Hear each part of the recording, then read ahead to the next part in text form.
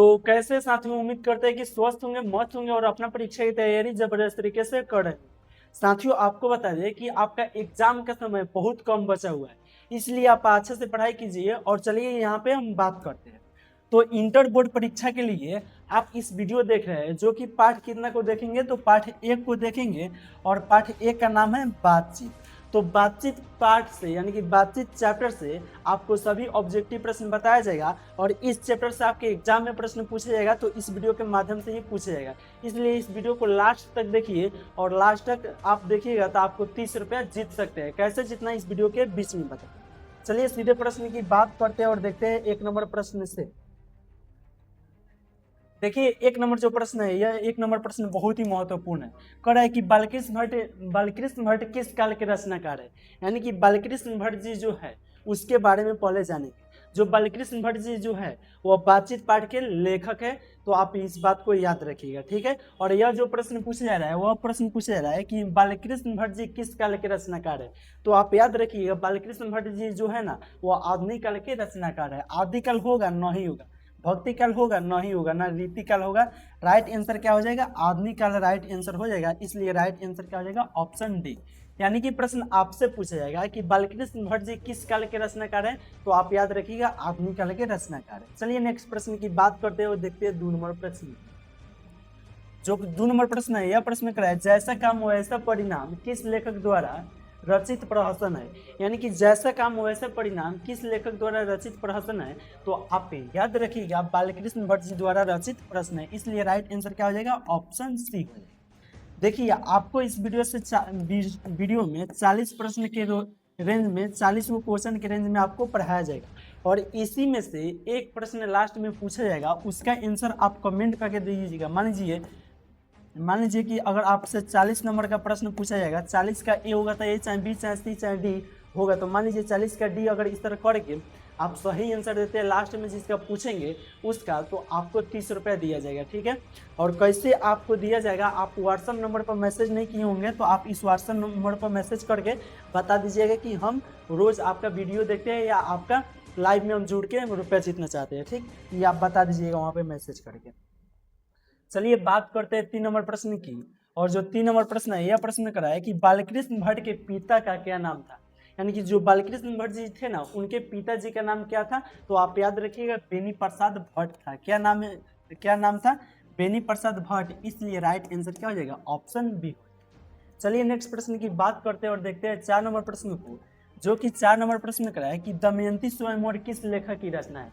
यानी कि दमयंती स्वयंवर जो है ना, वह किस लेखक की रचना है। तो आप याद रखिएगा बालकृष्ण भट्ट जी की रचना है। किनका है, बालकृष्ण भट्ट जी का है। इसलिए राइट आंसर क्या हो जाएगा, ऑप्शन सी हो जाएगा। और साथ में आप याद रखिएगा चंद्रशर्मा गुलेरी जी जो है ना, वह 2 चैप्टर के लेखक है। यानी कि उसने कहा था पाठ के लेखक है। तो आपको उस जो 2 चैप्टर पढ़ाएंगे उसको हम बढ़िया से बताएंगे, ठीक है। तो इसलिए आप चैप्टर 2 भी पढ़िएगा। चलिए यहाँ पे नेक्स्ट प्रश्न की बात करते हैं। और देखिए 5 नंबर जो प्रश्न है, यह प्रश्न बहुत ही महत्वपूर्ण प्रश्न है। यह प्रश्न करा है कि बालकृष्ण भट्ट की रचना बातचीत क्या है। यानी कि बालकृष्ण भट्ट जी का जो रचना बातचीत है वह क्या है। तो एकांकी है नहीं है, ना कहानी है, ना यात्रा संस्मरण है। राइट आंसर क्या हो जाएगा, ऑप्शन डी हो जाएगा, ललित निबंध है। यानी कि बालकृष्ण भट्ट की रचना बातचीत क्या है, तो ललित निबंध है। आप याद रखिएगा। चलिए नेक्स्ट प्रश्न की बात करते हैं और देखते हैं 6 नंबर प्रश्न को। जो 6 नंबर प्रश्न है, यह प्रश्न करा है कि बालकृष्ण भट्ट जी किस युग के निबंधकार थे। तो बालकृष्ण भट्ट जी जो थे ना, वह भारतेंदु युग के निबंधकार थे। किस युग के निबंधकार थे, तो भारतेंदु युग के निबंधकार थे। इसलिए राइट आंसर क्या हो जाएगा, ऑप्शन बी। आइए 7 नंबर प्रश्न की बात करते हैं। जो 7 नंबर प्रश्न करा है कि मनुष्य की बातचीत का उत्तम तरीका क्या है। यानी कि जो मनुष्य, उनका बातचीत का उत्तम तरीका क्या है। तो अवाक होकर अपने से बातचीत करना होगा। क्या होगा, अवाक होकर अपने से बातचीत करना होगा। इसलिए राइट आंसर जो होगा वो ऑप्शन डी हो जाएगा। चलिए नेक्स्ट प्रश्न की बात करते हैं, यानी कि 8 नंबर प्रश्न को देखते हैं। और 8 नंबर प्रश्न करा है कि संवाद में सबसे महत्वपूर्ण क्या है। यानी जो संवाद है उसमें सबसे महत्वपूर्ण क्या है, तो आत्मीयता है। क्या राइट आंसर हो जाएगा, आत्मीयता हो जाएगा। इसलिए राइट आंसर क्या हो जाएगा, ऑप्शन सी। देखिए 9 नंबर प्रश्न की बात करते हैं। जो कि 9 नंबर प्रश्न करा है कि बालकृष्ण भट्ट जी का जन्म कब हुआ था। आपका जन्म कब हुआ था, वो आप भी बढ़िया काम कीजिएगा तो आपका भी कोई आने वाला पीढ़ी में पढ़ेंगे। उसी प्रकार से बालकृष्ण भट्ट जी का जन्म कब हुआ था, तो आप याद रखिएगा 23 जून 1844 में हुआ था। कब हुआ था, 23 जून 1844 में, इसलिए राइट आंसर क्या हो जाएगा, ऑप्शन बी हो जाएगा। आइए 10 नंबर प्रश्न की बात करते हैं। जो 10 नंबर प्रश्न करा है संयुक्त स्वयंवर रचना है, यानी कि संयुक्त स्वयंवर रचना जो पूछेगा ना, तो बहुत कोई सोचेगा कि भाई पाठ एक ही ना देख रहे हैं, तो पाठ एक किनका होगा, बालकृष्ण भट्ट जी का होगा। अब बालकृष्ण भट्ट जी यहाँ पे दिया हुआ है, तो बहुत कोई यहाँ पे बालकृष्ण भट्ट जी लगा देगा, जो कि बिल्कुल गलत है। आपसे पूछा जाएगा संयुक्त स्वयंवर रचना किनका है, तो आप याद रखिएगा श्रीनिवास दास जी का है। किनका है साथियों, श्रीनिवास दास जी का, इसलिए राइट आंसर क्या हो जाएगा, ऑप्शन सी हो जाएगा। बहुत कोई ऑप्शन ए पर लगा देगा, तो वो आपको बिल्कुल गलत रहेगा, इस पर नहीं लगाना। किस पर लगाना है, श्रीनिवास दास जी पर। आइए 11 नंबर प्रश्न की बात करते हैं। और 11 नंबर प्रश्न क्या कह रहा है कि बातचीत शीर्षक निबंध के अनुसार रस का समुद्र जो है ना, वो बातचीत में उमड़ा चला जाता है, कैसे, तो बातचीत के ऑप्शन ए करा है, दो हम सहेलियों की बातचीत में, तो यही राइट आंसर हो जाएगा। यानी कि दो हम सहेलियों की बातचीत में क्या हो जाता है, रस का समुद्र किनकी बातचीत में उमड़ा चला जाता है, तो दो हम सहेलियों की, इसलिए राइट आंसर क्या हो जाएगा, ऑप्शन ए हो जाएगा। देखिए आपको इस वीडियो के माध्यम से 40 प्रश्न के रेंज में पढ़ाएंगे। इस सभी प्रश्न को याद कर लीजिएगा, परीक्षा के लिए आपके बहुत ही इंपॉर्टेंट है, ठीक। और लास्ट में एक प्रश्न पूछेंगे, उसका आंसर आप कमेंट के माध्यम से दीजिएगा, तो आपको 30 रुपया दिया जाएगा, ठीक। चलिए नेक्स्ट प्रश्न की बात करते हैं। देखिए 12 नंबर जो प्रश्न है, यह प्रश्न कह रहा है कि वाद विवाद संवाद क्या है, तो आप याद रखिएगा वाद विवाद संवाद जो है ना, वह आलोचनात्मक निबंध की पुस्तक है, इसलिए राइट आंसर जो होगा वह ऑप्शन ए हो जाएगा। आइए 13 नंबर प्रश्न की बात करते हैं। और 13 नंबर प्रश्न करा है कि बालकृष्ण भट्ट ने कौन सा मानसिक पत्र निकाला था, यानी कि बालकृष्ण भट्ट जी जो थे ना, वह कौन सा मानसिक पत्र निकाले थे, तो आप याद रखिएगा हिंदी प्रदीप निकाले थे। क्या निकाले थे, हिंदी प्रदीप निकाले थे, इसलिए राइट आंसर ऑप्शन सी हो जाएगा। चलिए 14 नंबर प्रश्न की बात करते हैं। और आज पहली बार से इस क्लास को ज्वाइन कर रहे होंगे, तो इस नंबर पर मैसेज करके बता दीजिएगा कि हम क्लास पर डे देखते हैं। उससे क्या होगा, आपका नंबर सेव कर लेंगे और आप टेस्ट में भागीदारी बन सकते हैं, यानी कि पर डे आप टेस्ट दे सकते हैं। 14 नंबर प्रश्न करा है कि बातचीत किस विद्या की रचना है, यानी कि बातचीत जो है वह किस विद्या की रचना है, तो आप याद रखिएगा निबंध का है, इसलिए राइट आंसर क्या हो जाएगा, ऑप्शन डी। देखिए 15 नंबर प्रश्न की बात करते हैं। यह प्रश्न करा है कि रविशन पुरुषों ने 16 वर्ष के उपरांत किसके मुख से बात सुने थे, किसके मुख से एक बात सुने थे, तो आप याद रखिएगा फ्राइडे के मुख से एक बात सुने थे, इसलिए राइट आंसर क्या हो जाएगा, ऑप्शन ए हो जाएगा। यानी कि रविशन पुरुषों ने 16 वर्ष के उपरांत किसके मुख से एक बात सुने थे, तो फ्राइडे के मुख से एक बात सुने थे। आइए नेक्स्ट प्रश्न की बात करते हैं और देखते हैं 16 नंबर प्रश्न को। यह प्रश्न कह रहा है कि बातचीत शीर्षक निबंध के निबंधकार के हैं, तो उसी समय बताए थे आपको कि बातचीत शीर्षक निबंध के निबंधकार के हैं, तो आपको बताते हैं। यहाँ पे ऑप्शन ए करा है जयप्रकाश नारायण, तो यह नहीं होगा। नामवर सिंह प्रगीत और समाज पाठ के लेखक है, यह भी नहीं होगा। मोहन राकेश जी जो है ना, वह सिपाही की माँ पाठ के लेखक है, इसलिए यह नहीं होगा। आप बालकृष्ण भट्ट जी हो जाएगा, क्या है कि बातचीत पाठ के लेखक के है बालकृष्ण भट्ट जी है, इसलिए राइट आंसर क्या हो जाएगा, ऑप्शन डी।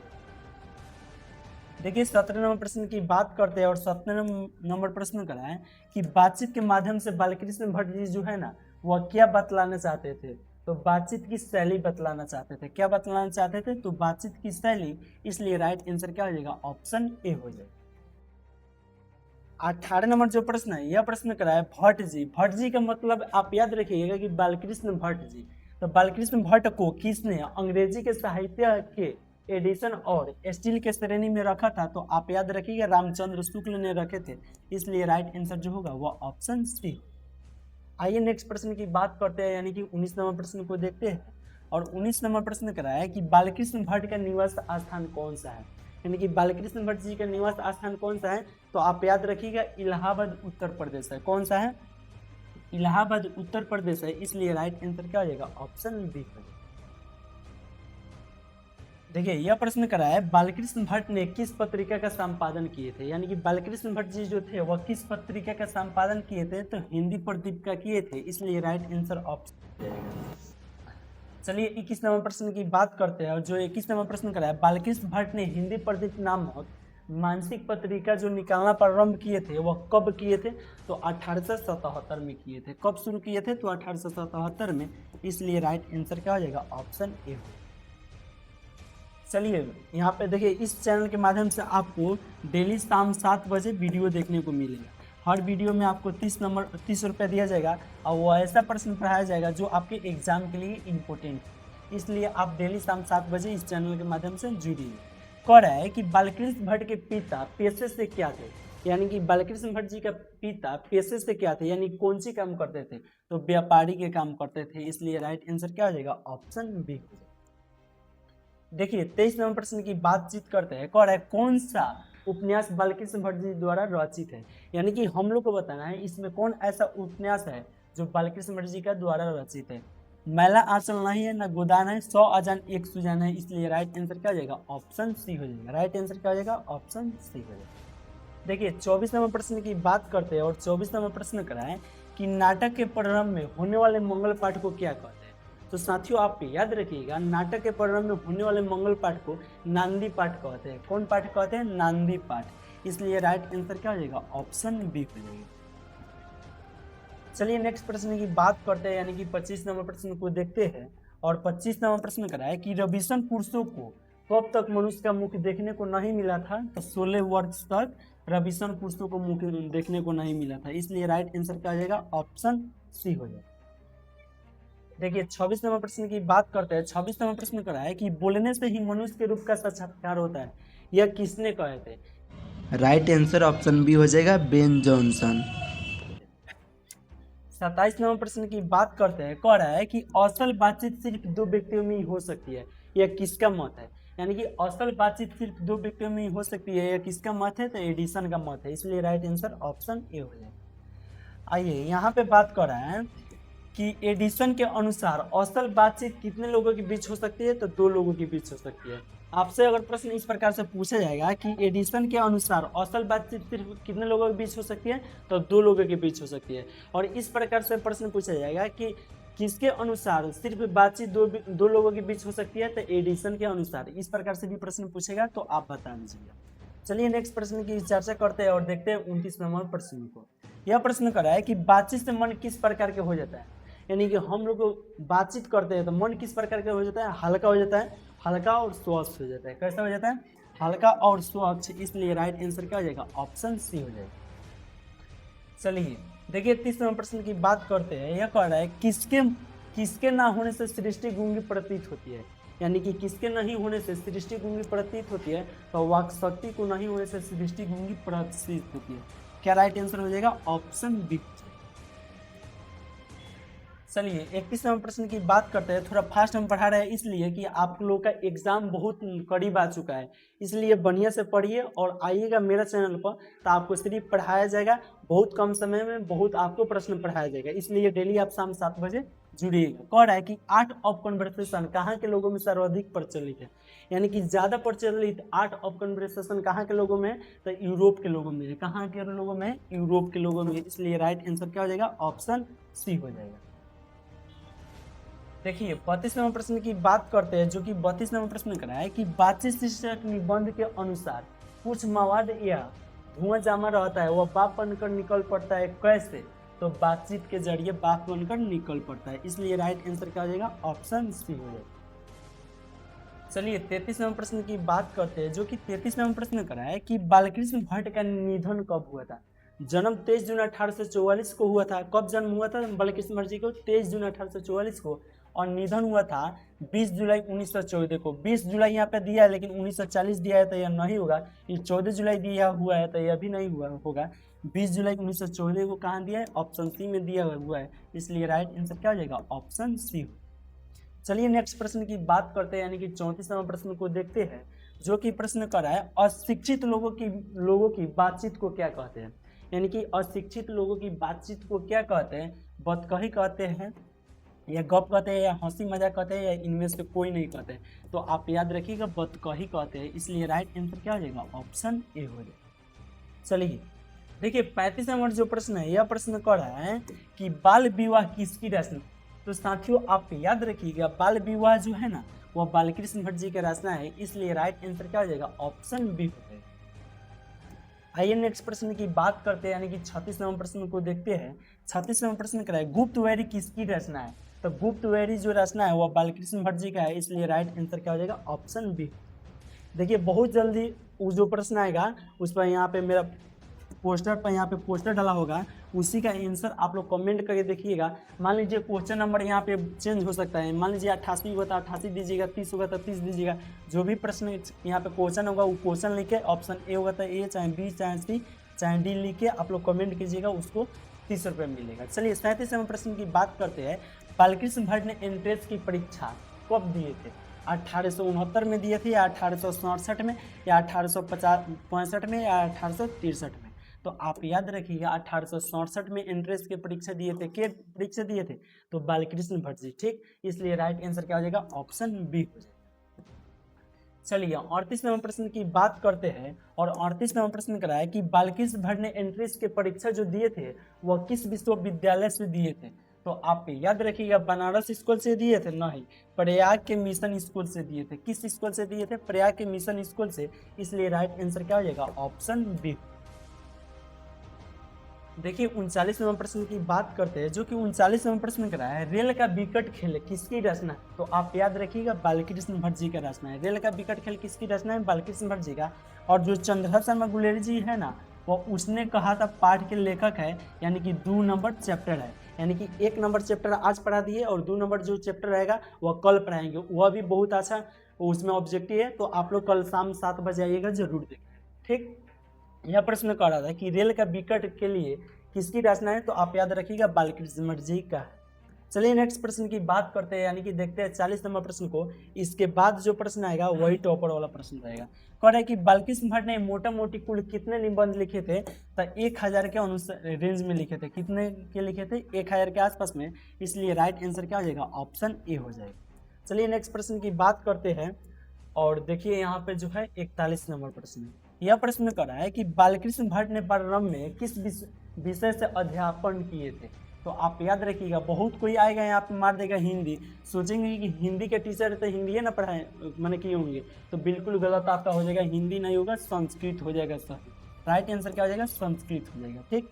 चलिए नेक्स्ट प्रश्न की बात करते हैं, और देखते हैं 42 नंबर प्रश्न को। यह प्रश्न कर रहा है कि बालकृष्ण भट्ट के माता का नाम क्या था? आपको बताए थे बालकृष्ण भट्ट जी के पिता का नाम क्या था? तो बेनी प्रसाद भट्ट था, और माता के नाम पार्वती देवी था। पार्वती देवी यहाँ निर्मला देवी होगा? नहीं होगा, पार्वती देवी हो जाएगा। इसलिए राइट आंसर क्या हो जाएगा, ऑप्शन बी हो जाएगा। आप बालकृष्ण भट्ट जी के पिता का नाम बेनी प्रसाद भट्ट।